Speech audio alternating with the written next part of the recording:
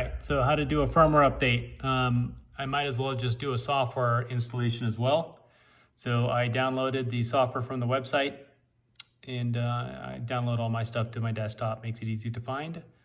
I'm just going to double click on that folder, which is the download folder. You'll see that there is another folder in here. I double click on that and it opens up the 3 items. So here, what I'll usually do is take this, left click, and move it to my desktop. Okay, that's the bin file for the firmware. And then I'm going to go to Ams2000 deployment, double click on that. Next, next, next. Yes, it is installed. Right, now I can go back and close all this stuff up. All right, let's see here. Version 7 is right there. I'm going to double click on the version 7 software. Let that open up.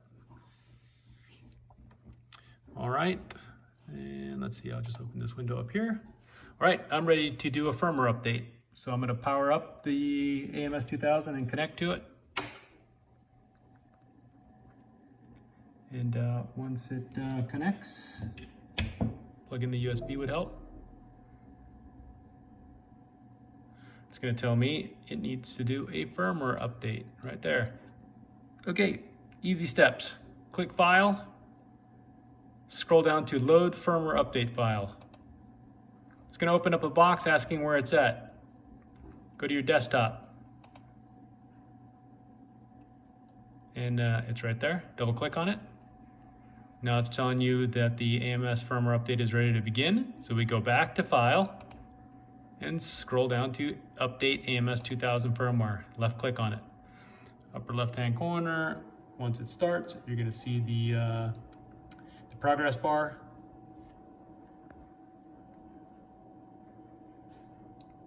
It's going to go through its cycle, writing flash. And you can always look on the left side here and see exactly what it's doing.